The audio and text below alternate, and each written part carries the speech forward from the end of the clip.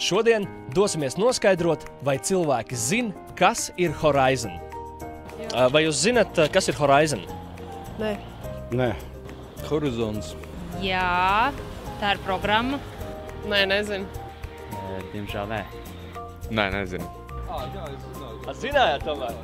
Nē, nezinu. Es tikai dzirdēju, kad pāris kursa biedri savās darbībās izmanto. Jā, programma. Dzirdēts ir? Nē. Labi, paldies. Nē, nezinu.